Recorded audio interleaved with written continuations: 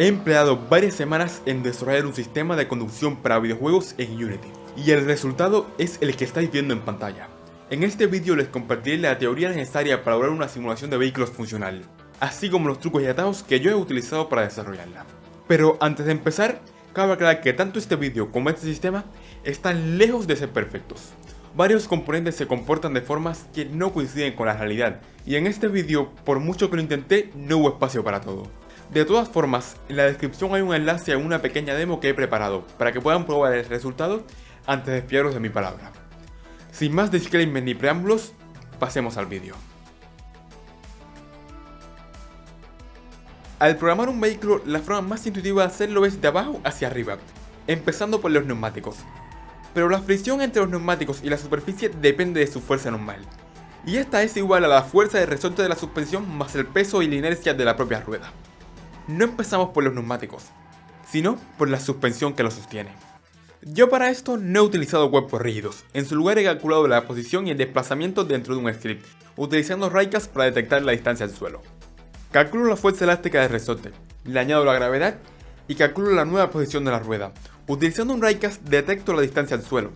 Si la rueda está atravesando el suelo, entonces calculo la fuerza necesaria para sacarla de ahí. De ahí podemos calcular nuevamente la fuerza de resorte y aplicarla al chasis. O utilizar la misma fuerza normal de los neumáticos como fuerza de resorte. Nadie notará la diferencia. De esta forma tenemos tanto la fuerza normal en la superficie del neumático como la fuerza que aplica la suspensión al chasis. Este método que yo he usado no es físicamente correcto, pero nos da los resultados esperados. Independientemente del método que utilices para hacer este cálculo, verifica que la suma de las fuerzas normales de todos los neumáticos sea proporcional al peso sobre el chasis. Además de resortes, las suspensiones también incluyen amortiguadores. El amortiguador es el dispositivo que se encarga de drenar la energía cinética. Es el que evita que el coche se quede oscilando cada vez que frenas. Programarlo es relativamente simple, solo hay que multiplicar la velocidad vertical del eje de la suspensión por un factor entre 0 y 1. Según cómo estés operando con el motor, es posible que tengas que aplicarla directamente como una fuerza del chasis. Es probable que si intentas programar una suspensión extremadamente dura como la de un Fórmula 1 o un kart, te encuentres con extraños bugs que sacan de control la simulación. Esto se debe a que la ley de Hooke, que usualmente se usa para los resortes, solo aplica para un instante. Y en un motor de videojuegos, eso es lo que tarda en actualizar las físicas. Aproximadamente 0.02 segundos. Durante ese tiempo, el resorte habrá reducido o aumentado su distancia, pero aún así, el motor seguirá aplicando la misma fuerza. A bajas velocidades esto es insignificante, pero a altas se creará un error que se acumulará hasta romper la simulación. Si tienes planeado crear esta clase de suspensiones, tendrás que utilizar un integrador numérico, aumentar la frecuencia de actualización de las físicas, mirar en el movimiento armónico simple o utilizar una aproximación distinta. La fricción es directamente proporcional a la fuerza normal entre las superficies. Para eso hemos calculado la carga en las ruedas. Pero a diferencia de un objeto siendo arrastrado por una superficie, las ruedas ruedan. Una rueda que rueda libremente apenas tiene fricción con la superficie. Pero una rueda que está acelerando o frenando gira a una velocidad ligeramente distinta a la de la superficie. De esta forma generando fricción. Esa es la relación entre la velocidad tangencial de la rueda y la velocidad de la superficie, a lo que se le llama slip ratio, o si mi traducción no falla, relación de deslizamiento. Existen muchos métodos para calcular la fuerza que actúan los neumáticos. Esto depende del modelo teórico de ruedas que utilicemos. El más popular es la fórmula mágica de Pachica. Una fórmula que, aunque luce muy intimidante, realmente es una forma muy rebuscada de introducir una curva como esta. Si estamos utilizando un motor de videojuegos modernos, podemos introducirla directamente ahorrando las matemáticas y tener las ventajas de una edición mucho más visual. Pero si tu objetivo es una simulación auténticamente realista, tendrás que indagar en estos modelos. Estas fórmulas en sí no te aportarán mucho. La relación de deslizamiento no es más que la relación entre la velocidad tangencial del neumático y la velocidad longitudinal de la superficie. Es decir, qué tanto está girando la rueda de más o de menos en relación con la superficie. Las fuerzas longitudinales son aproximadamente la función del modelo de neumáticos que hayamos utilizado evaluada para la relación de deslizamiento y multiplicada por la carga del neumático, y luego por todos los factores que queramos añadir, como el agarre de la superficie o el estado del neumático. Digo aproximadamente porque en el mundo real su relación con la carga del neumático no es verdaderamente lineal, y hay muchos más factores que afectan a estas fuerzas, desde la temperatura hasta la velocidad. Si aplicamos esta fuerza longitudinal sin más, vamos a tener un problema muy similar al del resorte. En cada fotograma calculamos la relación de deslizamiento, aplicamos la fuerza a la carretera y esta nos devuelve un torque que reducirá la velocidad de la rueda. Pero debido a que estamos aplicando el mismo torque durante toda la duración de un fotograma, a bajas velocidades este torque reducirá tanto la velocidad de la rueda que invertirá su relación de deslizamiento, haciendo que en el siguiente fotograma se genere la fuerza en la dirección opuesta. Y así sucesivamente hasta que la simulación se sale completamente de control. Para arreglar esto debemos asegurarnos de que nunca se aplique más fuerza de la necesaria para hacer la diferencia de velocidades tangenciales cero.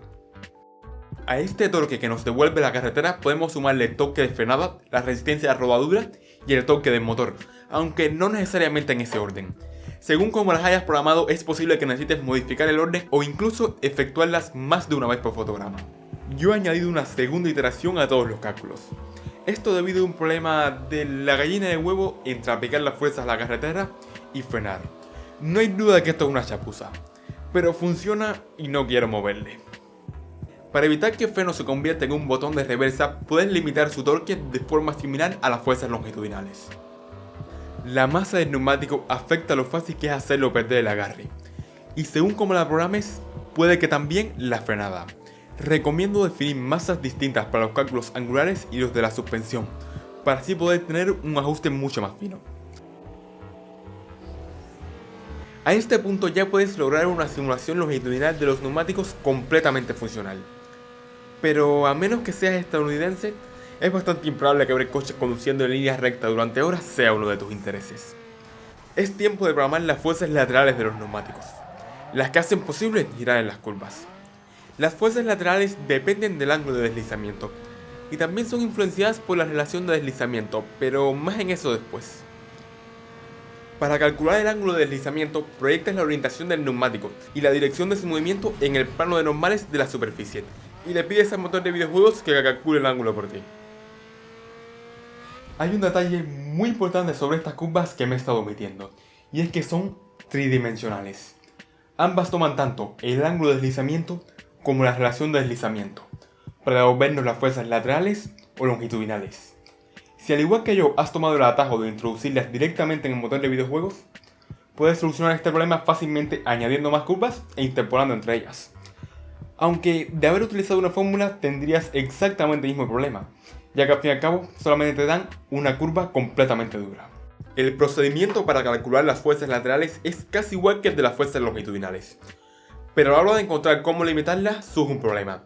Si al igual que yo estás utilizando las físicas del motor de videojuegos, no hay forma fácil de solucionarlo.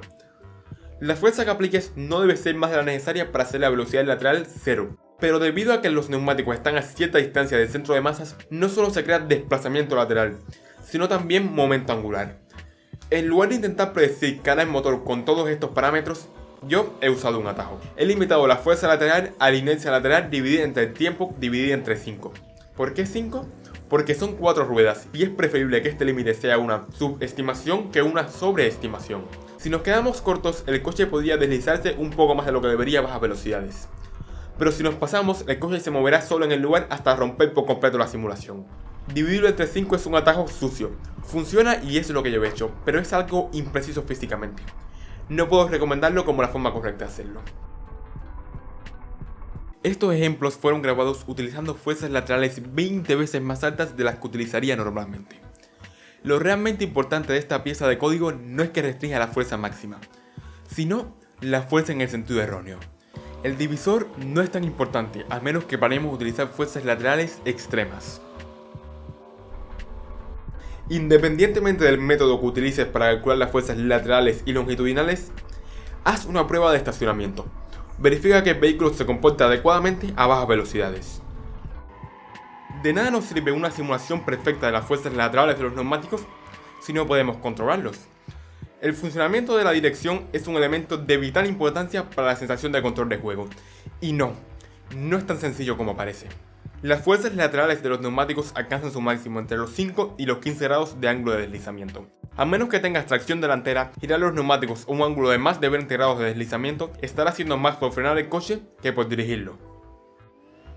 Si hacemos la entrada de control exponencial en lugar de lineal, será mucho más fácil llevarlo a estos valores bajos, y se sentirá mucho menos abrupto al salir de la zona muerta del gamepad.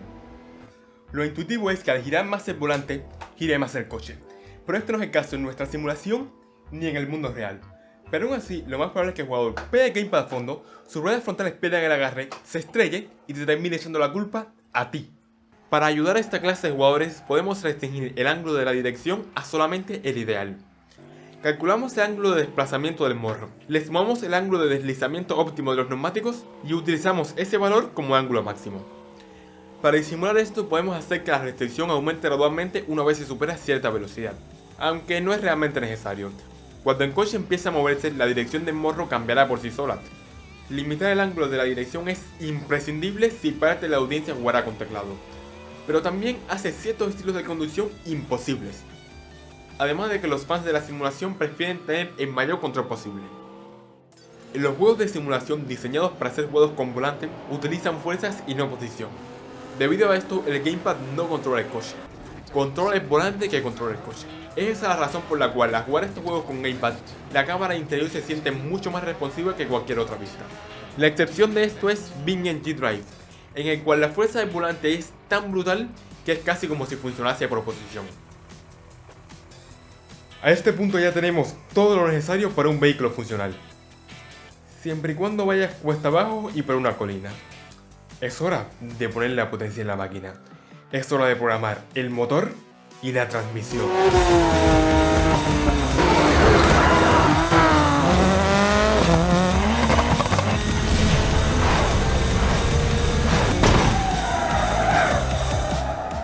Existen muchos tipos de motores, pero si hablamos de automóviles, casi siempre nos referimos a motores eléctricos o motores de combustión interna. Pero de motores eléctricos no sé mucho, así que los he dejado fuera del vídeo. De motores de combustión interna tampoco, pero algo saldrá. Cada motor de combustión interna tiene una curva de torque máximo en relación a sus revoluciones por minuto. El torque que nos entrega un motor es aproximadamente su torque máximo multiplicado por la posición del acelerador. Esto no es del todo preciso, ya que hay varios elementos mecánicos y electrónicos que influyen, pero no son muy relevantes para nuestros intereses. Un motor de combustión interna tiene un rango operativo usualmente entre 1000 y 8000 revoluciones por minuto, aunque algunos llegan incluso hasta las 20000. Por debajo de su rango operativo el motor se cala y deja de funcionar. Por encima se daña y potencialmente explota.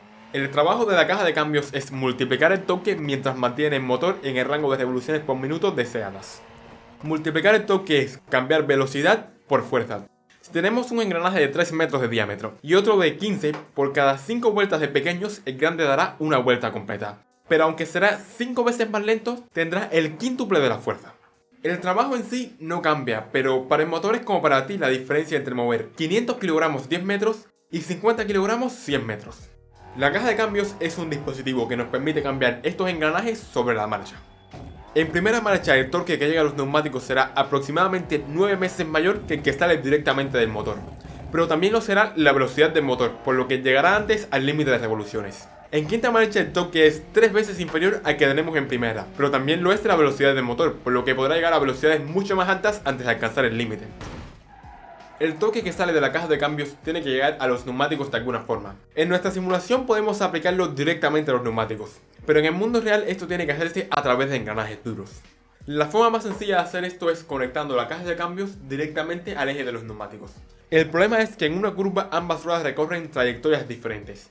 Si ambas van a la misma velocidad, una de las dos tendrá que deslizarse. Esto es genial si quieres que el coche derrape, pero si eres un ingeniero intentando diseñar un automóvil que puedas aparcar en el supermercado sin atropellar a nadie, esto es un problema. Para solucionarlo se inventaron los diferenciales abiertos, un dispositivo que permite a ambas ruedas girar a velocidades diferentes.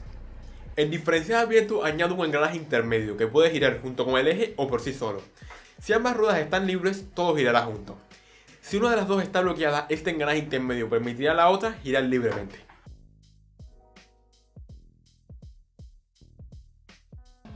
El problema con esto es que si una de las dos ruedas pierde el agarre y empieza a deslizarse, el torque se dirigirá completamente a esa rueda y tendrás que llamar a alguien para que te saque de la arena. Esto solo es un problema para la gente que conduce por donde no debería, y hay mucha gente que conduce por donde no debería.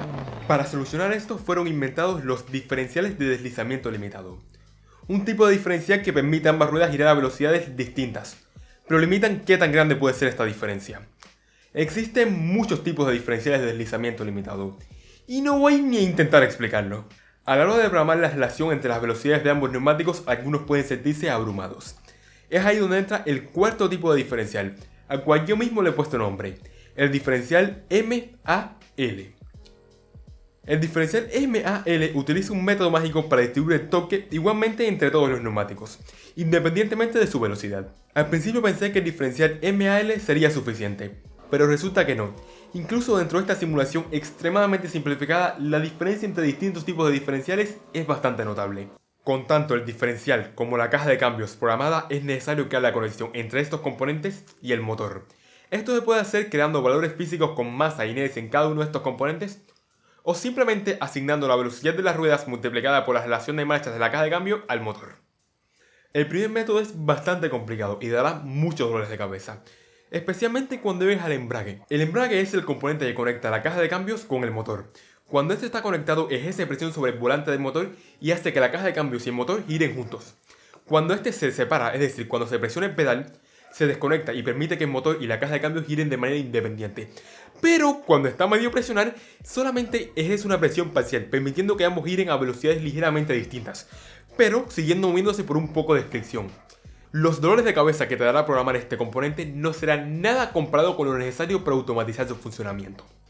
En lugar de pasar por todo esto, podemos establecer la velocidad del motor igual al diferencial multiplicada por la relación de marchas. Para disimular los abruptos cambios de velocidad, puedes utilizar un suavizado para todas sus representaciones de salida. Hacer esto además te permitirá realizar cambios de marcha instantáneos. De ser necesario, podemos programar un embrague binario que permita al motor acumular momento angular y liberarlo. Todos estos son atajos sucios, pero al menos que estemos trabajando en una simulación realista que requiera control manual del embrague, probablemente sea la mejor opción. Es mucho más fácil ajustar el tiempo de cambio de marchas que ajustar un algoritmo de rematching y ajustar la inercia del motor con la fricción de 1500 otros componentes para que al final todo el mundo juegue con cambios automáticos.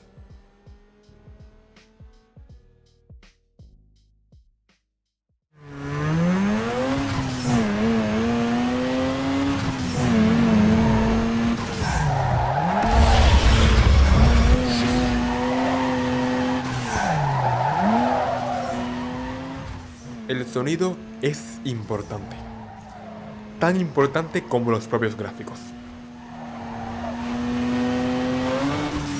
Es el sonido el que verdaderamente le dice al jugador qué está haciendo su motor. Hay muchas formas distintas de programar los sonidos de un motor, pero no hay ninguna forma fácil de hacerlo bien. El sonido de un automóvil es el resultado de una interacción de muchos elementos, desde la resonancia del chasis hasta el tubo de escape. La frecuencia dominante del sonido de un motor es directamente proporcional a sus revoluciones por minutos.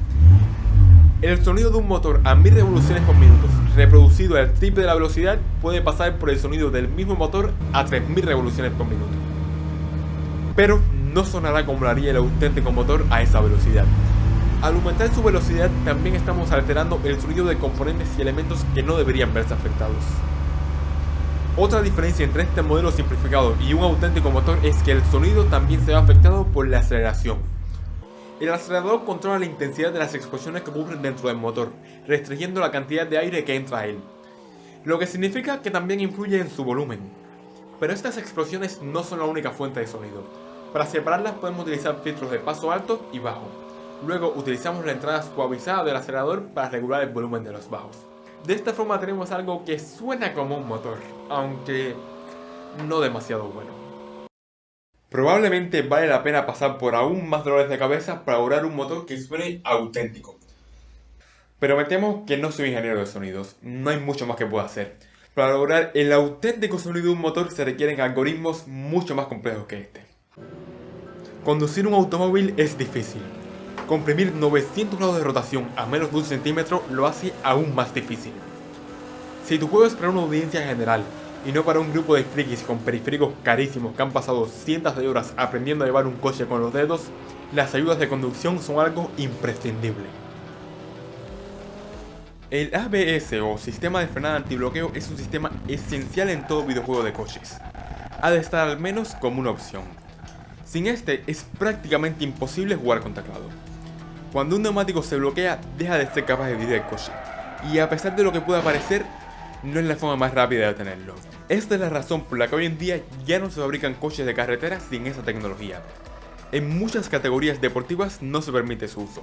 Un buen control del pedal o del gatillo puede lograr los mismos o incluso mejores resultados. Pero no esperes eso del gamer promedio. Hay dos formas de programar el ABS: ignorando el valor de frenada cuando se excede cierta relación de deslizamiento, o calculando la fuerza máxima para llevar la frenada a esos valores. El primer método tiene un comportamiento mucho más similar al de la vida real y es mucho más fácil de implementar. También podemos implementar ayuda de contravolanteo. Es tan simple como establecer la orientación neutral de los neumáticos a la dirección de desplazamiento del chasis, de forma que sus controles ajustan el ángulo a partir de ese punto. En situaciones donde el ángulo de deslizamiento es usualmente bajo, este sistema ayudará bastante y apenas será perceptible. Pero en juegos donde se derrapa, esto prácticamente suplanta los controles de los jugadores. Es una de esas ayudas invasivas que enojan a los jugadores experimentados. Requiere saber quién es tu público y qué clase de juego quieres crear. Otra ayuda muy importante que supongo que no hay que mencionar son los cambios de marcha automáticos. Incluso si no se van a utilizar, deben ser una opción. Incluso si programaste un buen sistema de conducción, tu juego puede ser terrible. Es necesario ajustar los parámetros de los vehículos para que se sientan como la clase de vehículos que son y se puedan conducir adecuadamente por los escenarios de tu juego. La tracción, el centro de gravedad, la relación de marchas, el tipo de diferencial, los parámetros de los neumáticos. Cada uno de estos elementos modificará radicalmente la sensación del control del vehículo. Puedes ajustarlo de formas distintas entre los diferentes vehículos para tener una experiencia más variada, pero sin olvidar en la clase de terreno y de la forma en la que se supone que serán conducidos. Mafia 2 tiene un sistema de conducción relativamente realista, en el cual los vehículos no siempre hacen lo que quieres. El juego no pretende que conduzcas como un psicópata, quiere que sigas las leyes de tránsito o estés preparado para afrontar las consecuencias. Por otro lado, GTA V tiene un sistema de conducción en el cual los vehículos son extremadamente responsivos y hacen exactamente lo que quieres que hagan. El juego intenta que te sientas como si estuvieses en una película de Rápidos y Furiosos al conducir. Esto se ve reforzado por otras mecánicas dentro de los juegos. En Mafia, la policía te multará por conducir a exceso de velocidad o por ignorar los semáforos en rojo. En Need for Speed Underground 2, derrapar no siempre es la trazada óptima, pero el juego te recompensa con satisfactorios puntos y recarga tu nitro por hacerlo. En BeamNG Drive no hay ninguna mecánica para impedirte utilizar las paredes a modo de freno como muchos hacen en Dirt. Puedes intentarlo si quieres. Es cuestión de que tanto el sistema de conducción como los demás elementos del juego se complementen entre sí en lugar de luchar entre ellos. A la hora de ajustar el coche y los escenarios hay que tener en cuenta tres límites. ¿Qué tanto se puede acelerar el coche? ¿Qué tan rápido se puede conducir por ese camino? ¿Y qué tanto se atreverá el piloto a empujar el coche por ese camino? Cuando el límite teórico de la combinación del camino y el coche están lejos de lo que normalmente los jugadores se atreverían a presionar el vehículo, se crea un claro espacio de posible mejora. Y cuando la penalización por extraerse es grande, surge la sensación de peligro. Ya no solo es qué tan rápido puede controlar el coche, sino también qué tanto se atreverá a acelerarlo. El problema es que este miedo es algo que se aprende. Aquellos que han jugado juegos de simulación lo suficiente aprenden su límite. Incluso cuando son lentos en los tiempos finales tienen una percepción de qué tan rápido pueden ir para no estallarse. Los jugadores menos experimentados no ven esto, simplemente irán más rápido de lo que deben, se estrellarán y culparán al juego. Esto no es un problema en un juego competitivo orientado a entusiastas de la simulación, pero cuando el juego está pensado para una audiencia general, darles demasiada potencia puede ser una muy mala idea. Mientras más rápidos sean los vehículos, más jugadores entrarán en una curva a 300 km/h, se estrellarán y te echarán la culpa a ti. Esta es una de las razones por las cuales en GTA V, incluso los superdeportivos de aspecto futurista, apenas superan los 200 km/h. Lo importante no es que sea rápido, es que se sienta rápido. Cambia prestaciones por sensaciones. En lugar de hacer los vehículos más rápidos, haz que los vehículos se sientan más rápido. Acerca los elementos del camino, añade partículas, acerca la cámara al suelo y aumenta el campo de visión. En general, haz que más elementos se desplacen mayores distancias en la pantalla. Para lograr una sensación de velocidad extrema, puedes utilizar un campo de visión dinámico. Esto aumenta muchísimo la sensación de velocidad, pero distorsiona la percepción de distancia. También puedes añadir sacudida de cámara. Esto aumenta la sensación de peligro y velocidad, pero en exceso es molesto y puede marear a algunas personas. Solo recomiendo el uso de estas últimas dos para velocidades extremas, cercanas a límites, y de ser posible han de ser opcionales. La complejidad del camino también afecta la sensación de velocidad. Se siente mucho más rápido una carretera con curvas poco pronunciadas que una carretera completamente recta. He mencionado el realismo varias veces en este vídeo, pero los coches no son una caja con 4 ruedas. Son máquinas sumamente complejas con más de un siglo de desarrollo. Esto es un sistema de simulación muy simplificado. Para lograr un simulador auténticamente realista hay que tener en cuenta muchísimos más elementos de los que he mencionado en este vídeo. Si intentas ajustar sus parámetros para que sea realista, acabarás con un videojuego demasiado complicado como para el jugador promedio, pero con unas físicas demasiado imprecisas como para atraer al entusiasta de la simulación. Si planeas hacer un juego realista, deberías plantearte si de verdad quieres que sea realista o que se sienta realista. Porque al fin y al cabo, conducir en el mundo real va más de esperar un embotellamiento que de derrapes o sacudidas escandinavas. Puede que el juego que quieras hacer ni siquiera requiera un sistema de simulación simplificado.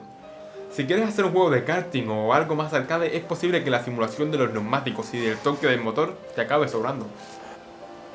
Debido a lo diverso que es el mundo de los videojuegos de conducción, no hay forma de crear un juego que pueda satisfacerlos a todos. Debido a la cantidad de subnichos que hay, es muy difícil manejar el feedback. Es difícil saber si esa crítica que recibes la recibes porque tu juego tiene un problema o porque simplemente no es para ese jugador. Si le preguntas a tu audiencia, probablemente te pedirán un Tesla completo automático y luego se quejarán de que el juego es aburrido. Deberías darle a los jugadores lo que necesitan y no necesariamente lo que quieren. Y para encontrar lo que necesitan, no te puedes fiar de sus palabras. Tienes que verlos jugar. Asegúrate de permitir a terceras personas probar el juego desde etapas tempranas del desarrollo. Y si no puede ser de forma presencial, pídeles que graben gameplays.